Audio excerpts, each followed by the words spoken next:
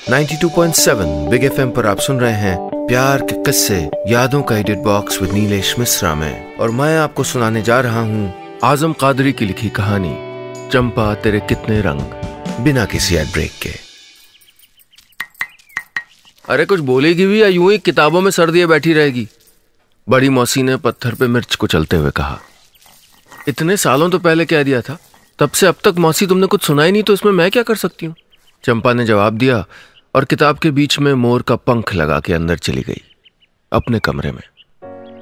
उसका कमरा, उसकी चीजें, उसका मन, सब कुछ उस ऊपर वाले कोठे में ही तो रहती हैं। वहां से जब भी वो झांक के देखती है तो उसको लगता है पूरे का पूरा शिमला उसके कितने नजदीक खिसक आया है, और जब बाहर वाली कच्ची सड़क से देखती तो महसूस होता कि उसका कमरा इस शहर से बहुत दूर निकल गया है। बसंती, कितनी बार कहा है मेरे रंगों को मत छुआ करो, सब गड़बड़ कर दी। सारे रंग एक दूसरे में मिल गए। जब मैं मना करती हूं तो मेरे कमरे की सफाई क्यों करती हो? चंपा अपने कमरे से चिल्लाई तो बसंती बिल्ली की तरह मिमियाती हुई ऊपर वाले कमरे की तरफ चली आई। अरे बीबी जी, आज आप आ रही थी तो मैंने सोचा कि बिस्तरे की चादर बदल दूं। तो वही बदलती ना, मेरे रंगों को छूने की क्या जरूरत थी? देखो पूरे टोकरी भर रंग है, और अब मैं फिर से छांट के रखती फिरूं। चंपा की डांट घर का काम समेटने वाली बसंती से ज्यादा शायद मौसी के लिए थी। अब कम से कम मौसी घंटे 2 घंटे के लिए उसको तंग तो नहीं करेंगी, वरना छत पे भी हाथ धमकती और फिर से वही उसके रिश्ते की बात बड़बड़ाने लगती। जंगली तोतों की आधी बनी हुई ऑयल पेंटिंग के कैनवस को उठा के चंपा ने बेड के नीचे टिका दिया और जंगला खोल दिया। उसको लगा जैसे तोते बस अभी फुर्र से उड़ जाएंगे और कैनवस खाली रह जाएगा। काश ऐसा हो पाता, उसने मन में सोचा और बिस्तर पर चुपचाप बैठ गई। एक बार कैनवस पे रंग लग जाए तो फिर उसको पहले जैसा साफ तो नहीं किया जा सकता। मन भी तो कैनवस की तरह ही होता है, अगर कोई रंग चढ़ जाए तो फिर कहाँ उतरता है। कोई 5 साल पहले विमल का रंग चंपा के मन में ऐसा लगा कि आज तक निकलने का नाम ही नहीं लेता। वो बीए फर्स्ट ईयर में थी जब विमल से मिली थी। विमल उन दिनों दिल्ली के एक अंग्रेजी अखबार में फोटो जर्नलिस्ट था। गर्मियों में शिमला घूमने आया था वो। चर्च के बाहर ही तो मुलाकात हुई थी दोनों की। मुलाकात क्या, अच्छी खासी बहस हो गई थी। बिना पूछे विमल ने चंपा की फोटो खींच ली थी और चंपा को दिखाते हुए कहा था, आप बुरा न माने तो मैं आपकी कुछ तस्वीरें खींच सकता हूं, देखिए कितना फोटोजेनिक फेस है। सच में आप बहुत सुंदर हैं। इस बात पर चंपा कितना भड़क उठी थी। उसका बस चलता तो वो उसका कैमरा ही तोड़ देती। विमल को फोटो भी डिलीट करनी पड़ी थी, बल्कि उल्टा कान पकड़ के माफी भी मांगी थी उसने। काश दिल भी कोई कैमरा होता और हम जिसकी फोटो चाहते डिलीट कर पाते।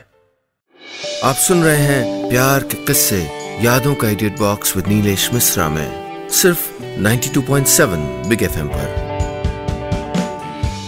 दोस्तों, आज की कहानी में अभी तक आपने सुना कि चंपा अपनी मौसी के मुंह से फिर रिश्ते की बात सुन के गुस्सा हो गई थी। जब भी घर में कोई शादी की बात करता है उसको विमल की याद आ जाती है। वो अपने कमरे में चली गई जहां उसकी अपनी एक दुनिया थी और साथ में विमल की यादें। अब आगे। 4 बड़ी बहनों लता, रेखा और सीमा में सबसे छोटी थी चंपा।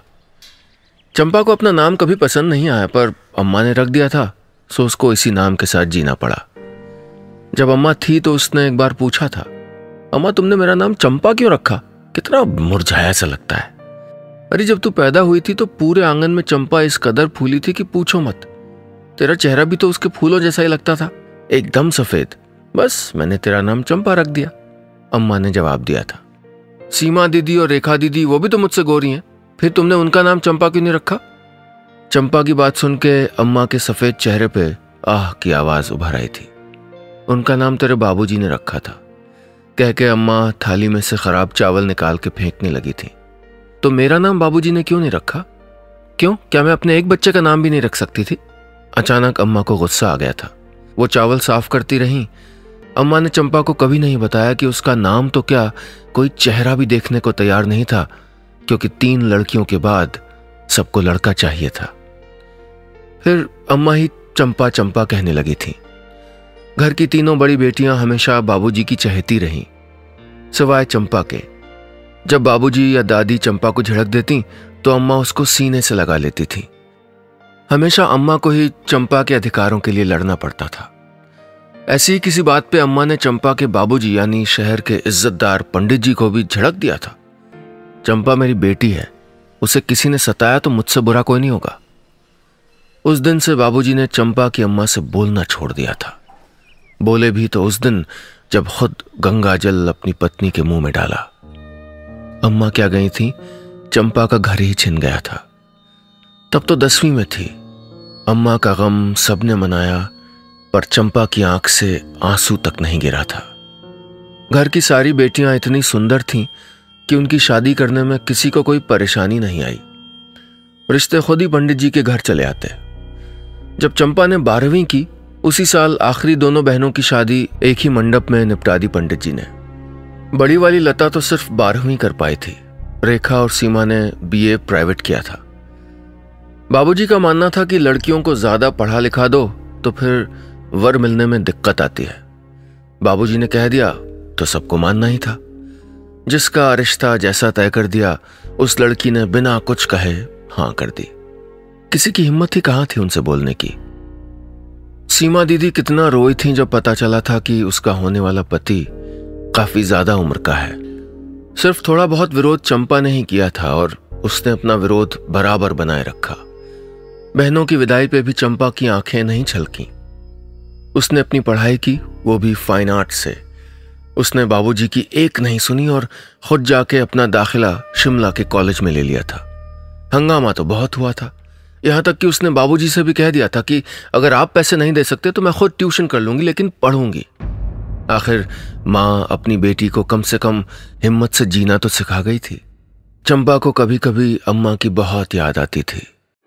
आप सुन रहे हैं प्यार के किस्से यादों का edit box with Nilesh Mishra में, सिर्फ 92.7 बिग FM पर।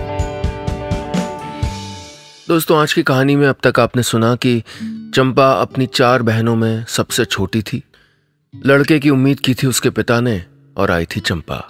इसलिए सिर्फ अम्मा का प्यार ही मिला था उसको। घर में बाबूजी के हुक्म से 3 बहनें जल्दी विदा हो गई थी, लेकिन चंपा अड़ गई थी और बाबूजी की बिना मर्जी के शिमला में कॉलेज में दाखिला ले लिया था उसने। अब आगे। बाखना घाट से शिमला यही 5-7 किलोमीटर होगा। रोज बस से चंपा कॉलेज आती जाती रहती। ये BA फर्स्ट ईयर की बात रही होगी जब सर्दियों की छुट्टियों में कॉलेज की कुछ सहेलियों ने शिमला में नाइट आउट का प्लान बनाया था। उस दिन भी कितना लड़ना पड़ा था बाबूजी से उसको। उन्होंने तो पिनक के कह दिया था, देखो तुम्हारी जिद थी सो तुमको कॉलेज जाने की इजाजत दे दी। जोशी घराने की लड़कियों ने शाम को घर की दहलीज नहीं देखी और तुम रात भर बाहर रहोगी। तो कौन सा मैं अकेले जा रही हूं, साथ में और भी सहेलियां तो हैं। पड़ोस वाली रंजीता भी जा रही है, फिर 1 महीना तो घर में ही रहूंगी। कौन, वो शर्मा की बेटी, वो जो जीन्स पहन के जाती है? बेटा वो संस्कारी लोग नहीं है। अब जीन्स पहनने में संस्कार कहां से आ गया? मैं अगर कल से जीन्स पहनने लगूं तो क्या मेरे संस्कार कोई नोट्स के फेंक देगा? आप फिक्र न करें, मैं कल शाम को 5 बजे तक आ जाऊंगी। ये कह के चली आई थी चंपा। उसकी हिम्मत से कभी कभी पंडित जोशी भी डर जाते थे। इससे पहले चंपा कल से जीन्स पहनना शुरू करे, पंडित जी ने एक रात उसका सहेलियों के साथ जाना ही बेहतर समझा। उसी शाम सब सहेलियां शिमला का चर्च घूमने निकली थी। तब विमल ने चुपके से उसकी फोटो खींच ली थी। कितना हंगामा खड़ा कर दिया था चंपा ने। तू तो पूरी पागल है, एक तो इतना हैंडसम लड़का तेरी तारीफ कर रहा है और तू है कि नखरे दिखा रही है। अरे फोटो ही तो खींची थी, तुझको उठा के थोड़ी ले जा रहा है। एक सहेली ने इठलाते हुए कहा था। इतना ही दर्द है तो तू खिंचवा लेना अपनी फोटो, चंपा ने जवाब दिया था। यार मैं तो खिंचवा लेती, मगर अपनी सूरत में वो बात कहां। भगवान ने सारा हुस्न तो तुझे लपेट के दे दिया ना। सहेलियां आपस में हंसी मजाक करती रहीं और थोड़ी दूर विमल खड़ा अपने खाली हो चुके कैमरे को देखता रहा था। अगले दिन विमल जब माल रोड पर चाय पी रहा था, तब फिर से उसकी नजर इन लड़कियों के झुंड पे गई। कल की घटना के बाद पता नहीं क्यों विमल ने हिम्मत करके चंपा के पास जाके कहा था, एक्सक्यूज मी, देखिए गुस्सा मत होइएगा, क्या मैं आपसे 2 मिनट बात कर सकता हूँ? अभी कैमरा भी बंद है। उसकी मासूम सी बात से सहेलियां तो फिर से हंस पड़ी। चंपा ने एक नजर अपनी सहेलियों को घूर के देखा और फिर विमल से बोली, बताइए क्या बात है? जी वो जरा अपने सीधे हाथ से थोड़ा अलग आ जाने का इशारा करके थोड़ी दूर बुला लिया था विमल ने। न जाने क्या कहना चाह रहा था। आप सुन रहे हैं प्यार के किस्से यादों का edit box with Nilesh Mishra में, सिर्फ 92.7 बिग एफएम पर। दोस्तों, आज की कहानी में अब तक आपने सुना कि चंपा की विमल से मुलाकात एक मीठे से झगड़े से हुई थी। अगले दिन जब चंपा अपनी सहेलियों के साथ शिमला घूम रही थी तो विमल फिर से मिल गया था। उसने हिम्मत करके उससे बात करने की कोशिश की। अब आगे देखिए, आप मुझको गलत समझ रही हैं। मैं कोई लफंगा टाइप लड़का नहीं हूं। जब कल आप बहुत शांत होकर पहाड़ों को देख रही थी तो आपका आधा दुपट्टा हवा में था और आधा आपकी गर्दन पे, और चेहरा एकदम शांत, जैसे कोई आपको गीत सुना रहा हो। क्या मोमेंट था। आपके आसपास दुनिया चल रही थी और आपके चेहरे पे वक्त रुका हुआ था। मैं अपने आप को नहीं रोक पाया और फोटो खींच ली। पर बता भी तो दिया था आपको।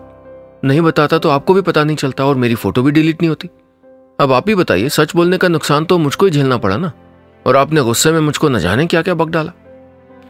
विमल ने जिस खूबसूरत से अंदाज में अपने मन की बात रखी थी, चंपा उसमें कहीं खो सी गई थी। एक पल को उसने सोचा भी, हाँ, कल वो मन में वही गीत ही तो गुनगुना रही थी जो अक्सर उसको माँ सुनाती थी बचपन में। देखिए, मैं एक फोटो जर्नलिस्ट हूँ और इस साल एक इंटरनेशनल फोटो कंपटीशन में हिस्सा लेने जा रहा हूँ। मेरा टॉपिक है a woman and her thoughts. सच में, मैं झूठ नहीं बोल रहा हूँ। विमल ने अपना कार्ड दिखाते हुए कहा था। मैं आपकी कुछ फोटोज लेना चाहता हूँ, अगर आप बुरा न माने तो। चंपा कुछ सेकंड उसकी आंखों में देखती रही थी। कुछ तो देखा था उन कत्थई आंखों में उसने। फिर अपनी सहेलियों से नजर बचाते हुए हामी भर दी थी। ठीक है, पर इस वक्त नहीं, मैं शाम को 4 बजे यहीं मिलूंगी। इतना कह के वो चली गई थी। विमल चाय पीते हुए उसको जाते देखता रहा था। शाम को विमल वहीं खड़ा मिला था उसको। हल्की नीली जीन्स, खादी का साधारण कुर्ता, दुबला पतला शरीर, सांवला रंग। एक जादुई आकर्षण था विमल के व्यक्तित्व में। वहां चले पहाड़ की ढलान पे, वहां पे दूर लंबी घुमावदार सड़क है, बैकग्राउंड में बहुत अच्छी लगेगी, विमल ने कहा था।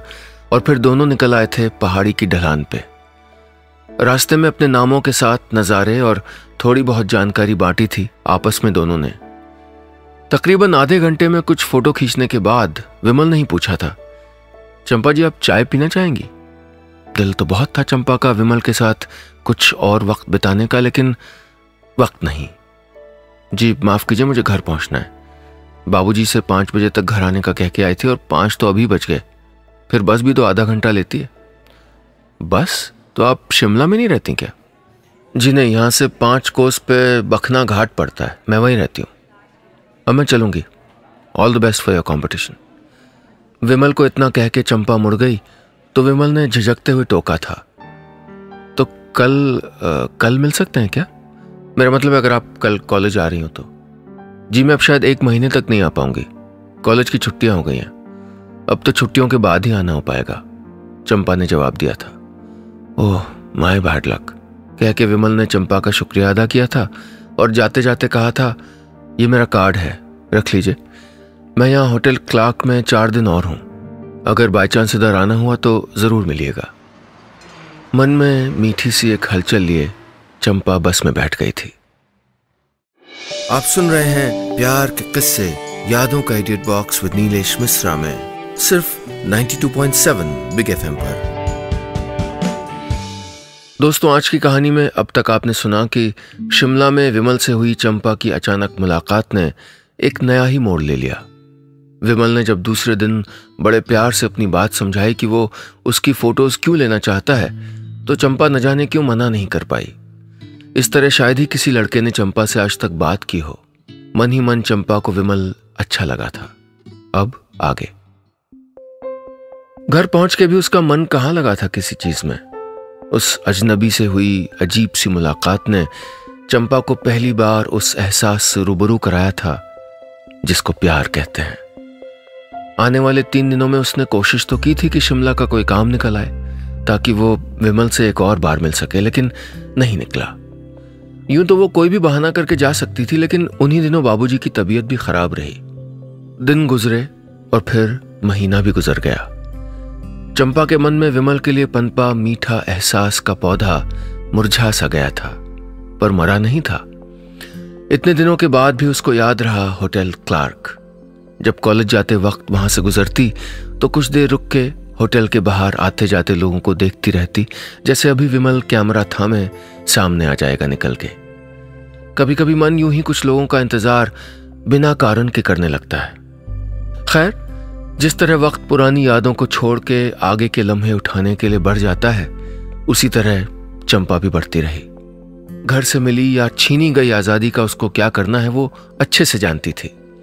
पढ़ाई में हमेशा अव्वल रही चंपा ने फाइन आर्ट्स डिपार्टमेंट में टॉप किया था। बाबूजी का पता नहीं, पर आज अगर उसकी माँ होती तो कितनी खुश होती।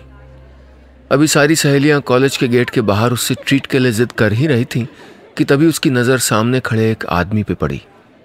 वही दुबला शरीर, खादी का कुर्ता और जीन्स पहने विमल खड़ा था। विमल को अचानक इस तरह अपने कॉलेज के गेट पे खड़ा देख के चंपा को बड़ी हैरत हुई, पर मन भी उछल पड़ा था। कांग्रेचुलेशंस, आपने डिपार्टमेंट टॉप किया है। आसपास खड़ी तमाम सहेलियों की परवाह किए बिना ही विमल ने पास आके बधाई दी थी चंपा को। थैंक्स, आप यहाँ इस वक्त? और आपको कैसे पता चला कि मैंने टॉप किया है? चंपा के चेहरे पे खुशी और आश्चर्य दोनों एक साथ उतर आए थे। जी, आपसे ही मिलने आया था। कोई पता तो था नहीं मेरे पास, इसलिए सोचा कॉलेज आके ही पूछा जाए। फिर वहीं डिपार्टमेंट में पूछताछ करने पे पता चला कि आपने टॉप किया है। बस यहीं खड़े होकर आपका इंतजार ही कर रहा था। विमल की बेबाकी से थोड़ा हैरान तो चंपा भी थी, लेकिन उससे ज्यादा हैरान उसकी सहेलियां थीं। खैर, ट्रीट का माहौल पहले से बन चुका था, उसमें विमल भी शामिल हो गया। चंपा, विमल और दोस्तों का झुंड चर्च के पास कुल्फी वाले की दुकान की ओर बढ़ गया। कुल्फी खाने के बाद चंपा ने अपनी पॉकेट दिखाते हुए और कुछ न खिलाने का संदेश दे दिया तो विमल ने न जाने किस अधिकार से पाला संभालते हुए कहा, देखिए, चंपा की वजह से मुझको फोटोग्राफी कंपटीशन में एंट्री मिली है, इसलिए आप सबका लंच मेरी तरफ से। चंपा ने मना तो किया था, पर उसको ज्यादा रोक नहीं पाई, बल्कि उसको अच्छा ही लगा था। यह पहला मौका था जब किसी ने इतने अपनेपन का एहसास दिलाया था उसे। काफी देर घूमने के बाद सबने खाना खाया, उसकी सहेलियां चली गईं तो विमल और चंपा अकेले बहुत देर तक उसी जगह पे बैठे बातें करते रहे जहां उनकी पहली मुलाकात हुई थी। शाम को जब चंपा घर जाने लगी तो विमल ने थोड़ा पास आके कहा था, तुम जानती हो चंपा मैं यहाँ क्यों आया हूं? शायद चंपा जानती थी, पर फिर भी उसने ना में सर हिलाया। विमल मुस्कुराया और धीरे से उसका हाथ पकड़ के अपने दिल की बात कह दी। चंपा के चेहरे पे सुर्ख रंग चढ़ाया था। उसने विमल को कोई जवाब नहीं दिया। शायद उसकी खामोशी में ही उसकी हाँ छुपी थी। कल फिर उससे मिलने का वादा करके वो घर चली आई। आप सुन रहे हैं प्यार के किस्से, यादों का idiot box with Nilesh Mishra में, सिर्फ 92.7 बिग एफएम पर। दोस्तों, आज की कहानी में अब तक आपने सुना कि विमल से मिलने के बाद चंपा की अजीब सी कैफियत थी। वो उससे मिलना तो चाहती थी, पर घर से जा नहीं पाई। फिर महीनों निकल गए। वो तो शायद विमल को भुला भी देती अगर 3 महीने बाद विमल उससे मिलने उसके कॉलेज ना आ जाता। अचानक विमल को कॉलेज के गेट के बाहर देख के बहुत खुश हो गई थी चंपा। खामोशी में एक नए प्यार का इजहार करके और अगले दिन फिर मिलने का वादा करके घर चली गई थी। अब आगे। उस दिन के बाद से चंपा लगभग 4-5 दिन तक रोज ही मिलने आई थी विमल से। किसी ने किसी से कुछ कहा नहीं था, कहने की जरूरत भी नहीं पड़ी थी। विमल को जब भी ऑफिस से छुट्टी मिलती वो शिमला आ जाता 2-3 दिनों के लिए। चंपा भी उसका बेसब्री से इंतजार करती। पिछले साल तो सारी गर्मियों की छुट्टियां विमल ने शिमला में ही बिताई। चंपा के घर के फालतू रुआब दिखाने वाले मर्दों से कितना अलग था विमल। वो हमेशा चंपा से कहा करता, पता है, आदमी औरत के बिना पूरा नहीं हो सकता। अगर मुझे तुम न मिलती तो मैं कभी भी पूरा नहीं होता, भटकता रहता यहां वहां। विमल की बातें सुन के चंपा को लगता कि उसकी अम्मा शायद कभी पूरी नहीं हो पाई होंगी। अम्मा भी तो यही कहती थी कि मर्द मन से मिला हो तो औरत के पास सब कुछ होता है। ये सोचते सोचते उसको अपनी बड़ी बहनों की याद हो आती। उसको लगता कि वो भी तो आधी आधी ही रह गई हैं। फिर उसको अपना ख्याल आता तो घबरा उठती। उसको बाबूजी की बात याद आने लगती जो वो हमेशा बड़बड़ाते रहते हैं, डिग्री पूरी कर लो, मैंने रिश्ता ढूंढ लिया है। लेकिन पास में विमल को देखते ही उसके माथे की सिकुड़न गायब हो जाती। वो महसूस करती जैसे वो पूरी हो गई हो। प्यार बिना कोई पूरा हो भी कैसे सकता है। खैर, वक्त बीता और चंपा ने डिग्री भी हासिल कर ली। इधर विमल भी अपने काम में मशगूल होता गया, लेकिन मिलने आता था वो। दोनों ने एक साथ रहने का फैसला कर लिया था। पिछले साल जब विमल मिला था तो उसने चंपा को बताया था कि उसको पेरिस जाने का मौका मिल रहा है। कुछ साल वहां रह के ही काम करना चाहता है। चंपा को खुशी और दुख दोनों एक साथ सुनाए थे विमल ने, और फिर खुशियों का साथ और दुख का इंतजार दे के वो चला गया था पेरिस। आज पूरे 3 साल हो गए विमल को गए हुए और चंपा को इंतजार करते हुए। विमल के खत आते थे शुरू में, पर पिछले 6 महीने से उसका कोई अता पता नहीं था। इधर घर वालों ने कितनी जंग छेड़ रखी थी शादी की। पंडित जी अच्छे से अच्छा रिश्ता खोज के लाते और चंपा इनकार कर देती। एक बार तो बाबूजी ने कह दिया था, जवान बेटी को कब तक घर में रखूंगा, मैं सारी जिंदगी बैठाल के खिला तो नहीं सकता ना। उस दिन के बाद न जाने क्या हुआ, उल्टा बाबूजी को ही बैठ के खाना पड़ा था। फिसल के गिर जाने से कमर की हड्डी टूट गई थी उनकी। पंडिताई में पहले ही कहाँ कुछ मिलता था जो घर बैठे कोई कुछ दे जाता। तब चंपा ने ही घर को संभाल लिया था। शिमला के एक स्कूल में ठीक ठाक नौकरी मिल गई थी उसको। बाबूजी के इलाज में भी कोई कसर नहीं छोड़ी थी उसने। ये बात बाबूजी कभी कह नहीं पाए थे, पर महसूस सब करते हैं। आज संडे था, इसलिए घर आई थी चंपा बाबूजी को देखने, और मौसी को देख के उसका मन उखड़ गया था। जब भी आती हैं 3-4 रिश्ते जेब में ही होते हैं। अभी खिड़की खोल के वो हिसाब ही लगा रही थी। पूरे 6 महीने हो गए विमल की कोई खबर ही नहीं, कि तभी कमरे में मौसी ने एंट्री की। चंपा बेटी जरा बात करनी है। मौसी मेरे सर में दर्द हो रहा है, फिर कर लेना, चंपा ने जवाब दिया। बेटी ये विमल कैसा लड़का है? विमल का नाम मौसी के मुंह से सुन के चंपा हैरान थी। ये उसकी चिट्ठी आई है। मैंने तेरे बाबूजी से पूछा तो कहने लगे कि उन्होंने ही तेरे लिए ये लड़का ढूंढा है। बेटी तुझको पसंद है विमल? मौसी की ये बात सुन के चंपा ने विमल का खत उठाया और सीधे बाबूजी के कमरे में रोती हुई चली गई। ये पहला मौका था जब किसी ने चंपा की आंखों में आंसू देखे थे। बस इतनी सी थी ये कहानी।